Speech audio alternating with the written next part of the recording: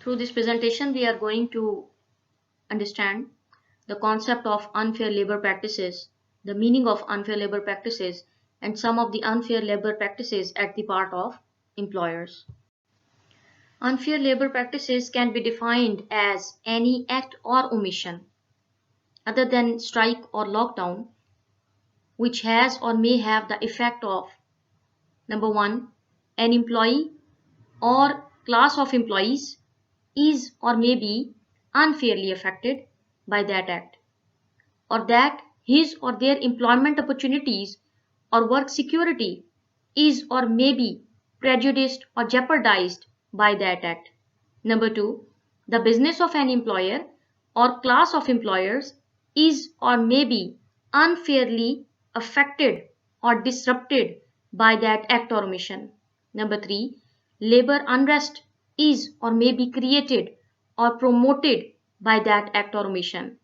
Number four, the labor relationship between employer and employee is or may be detrimentally affected due to that act or due to that omission.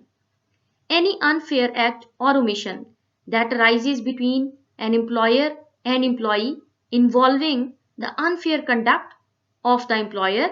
relating to the promotion, demotion, or training of employee or relating to the provisions of benefits to the employee are also termed as unfair labor practices. Similarly, the unfair suspension of any employee or any other disciplinary action against an employee would be an unfair labor practice.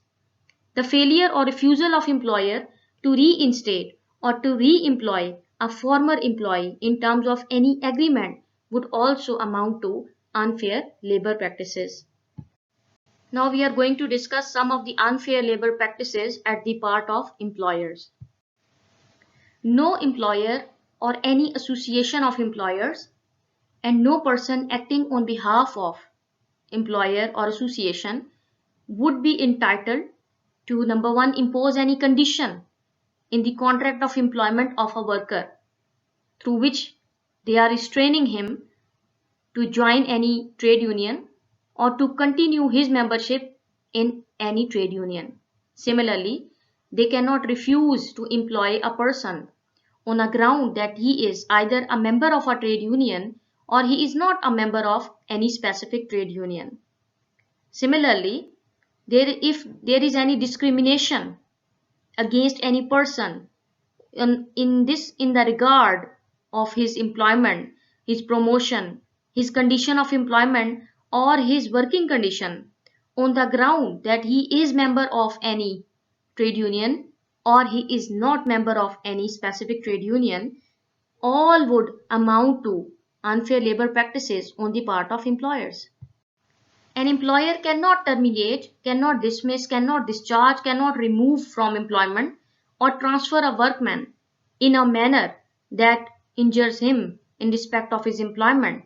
on the ground that employer wants him something to do for him or employer wants him to participate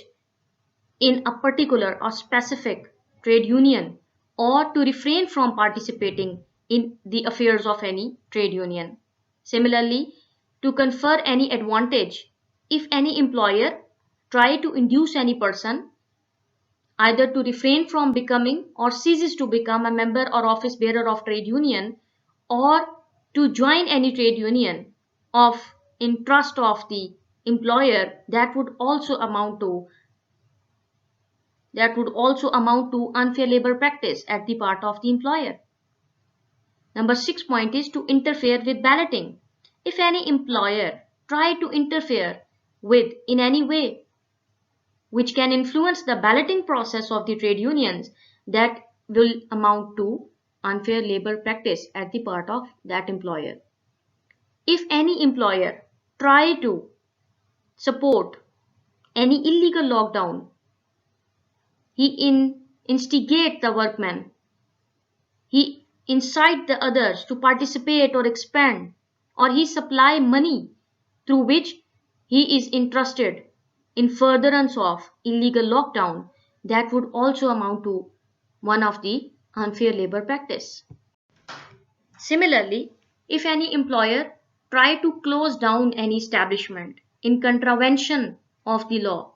or he recruits workmen during strike, which was right of the workmen, or he compel the office bearers or the CBA collective bargaining agents to come to some settlement by way of pressurizing them, by way of threatening them, by way of coercing them, or by way of physically injuring them, that would amount to unfair labor practice at the part of employer.